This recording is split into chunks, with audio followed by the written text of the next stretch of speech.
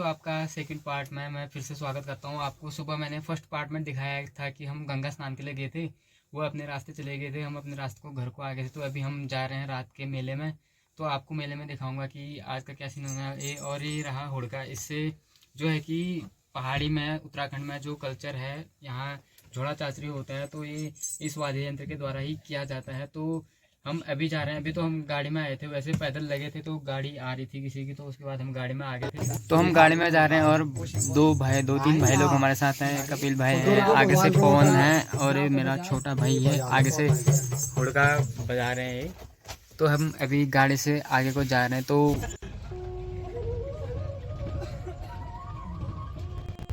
तो फाइनली हम यहाँ से गाड़ी से उतर गए थे, क्योंकि यहाँ से आगे को गाड़ी नहीं जाती है, यहाँ से आगे को पैदल ही जाना पड़ता है।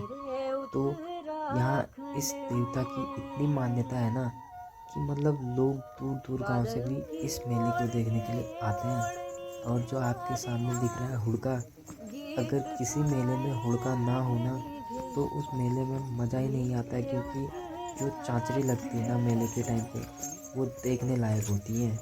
डाली डाली फूलों की जैसे ही हम मंदिर परिसर में पहुंचने वाले थे तो हमने देखा कि वहाँ देवता तो नाच चुके थे। उत्तराखंड में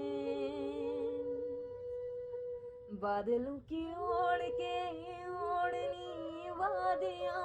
तो दोस्तों, आप जो स्क्रीन के सामने अभी देख रहे हैं, इसे उत्तराखंड में धुनी कहा जाता है। तो दोस्तों, जैसा कि मैं आपको बता रहा था कि यहाँ दूर दूर गांव से लोग मेला देखने आते हैं, क्योंकि इस देवता में इतनी शक्ति है ना कि अगर जिसको वर मिल गया ना, उसकी इच्छा पूरी हो जाती है ना, तो वो बंदा अगले साल आकर के अपनी भेंट यहाँ पे समर्पित करता है। तो दोस्तों, ये है वो चंदनिया देवता का मंदिर, जिसके दर्शन के लिए लोग दूर दूर गांव से आते हैं अपनी भेंट को यहाँ समर्पित करने के लिए। वो अपनी भेंट में कुछ फल फूल और सीख कूट के लाते हैं। तो ये जो चंदनिया देवता है, ये भुलुड़ा में आया कैसे? जब यहाँ के सयानों से पता चला तो हमने पूछने की कोशिश की, मतलब सबसे पूछने की कोशिश की कि ये जो सयाने लोग हैं, बहुत पुराने लोग हैं, उनसे पूछने की कोशिश की कि ये देवता आखिरकार भुलुड़ा में आया कैसे। तो उन्होंने कुछ इस प्रकार से बोला कि जब बहुत पहले रोजगार का सिर्फ एकमात्र संसाधन हुआ करता था, टूरिस्ट लोग आते थे, तो उनके गाइड बनकर जो ये लोग जाते थे, जिनका ये अभी जो लोग इन जितने भी परिवार इस पूजा में शामिल होते हैं, तो उनके जो भी पहले जो टूरिस्ट आते हैं ना, तो उनके गाइड बनकर जाते थे, उनको लेके जाते थे। तो यही एक संसाधन हुआ करता था। तो आगे उन्होंने बोला कि 1998 के टाइम पर, जब बहुत पहले 1998 में बहुत ही भारी उत्तराखंड में बहुत ही भारी बरसात हुई थी। उस बरसात में जब ये टूरिस्ट यहाँ ऊपर आए तो उनके साथ गाइड बनकर इनके परिवारजन गए थे। तो उस टाइम पे लगभग एक हफ्ते के समय में ये लोग इतनी भीषण आपदा में, इनके ऊपर इतनी अचानक वो आपदा आ गई कि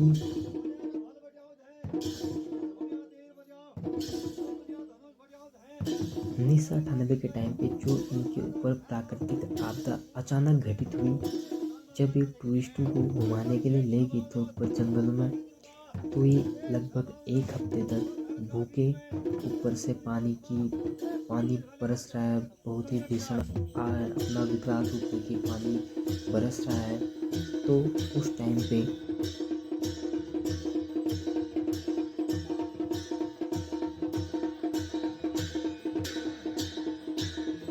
उस समय इन लोगों ने अपने घर के देवी देवताओं और वहीं के देवी देवताओं को पुकारा कि अब आप ही हैं जो हैं, आप ही रक्षा कीजिए। तो आगे क्या,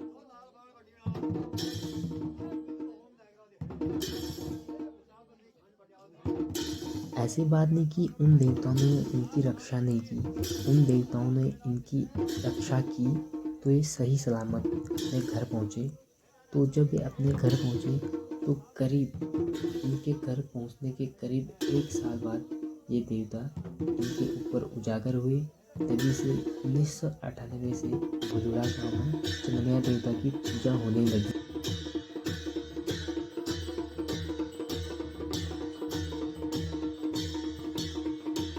तो भुलुड़ा के बुजुर्गों का ये कहना था, जो वहाँ के सयाने थे उनका ये कहना था कि उत्तराखंड में देवी देवताओं का वास है, ये तो सब लोग जानते हैं, तभी तो उत्तराखंड को एक देवभूमि के नाम से जाना जाता है।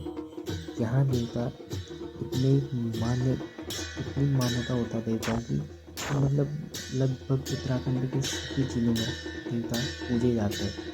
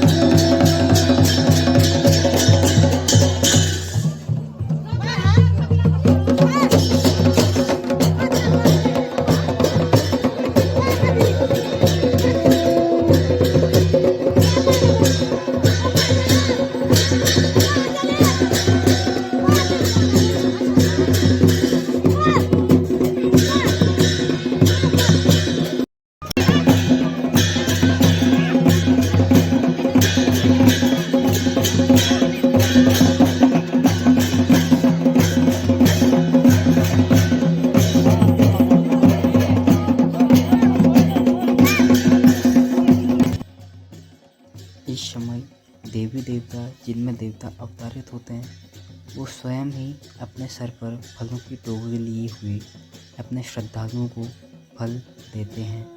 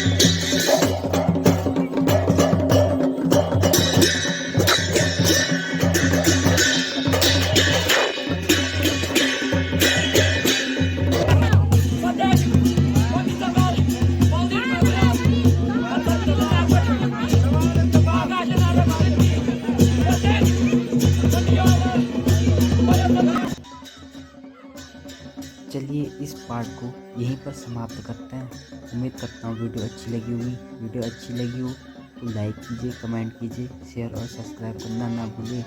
जल्दी मिलता हूँ नेक्स्ट पार्ट में।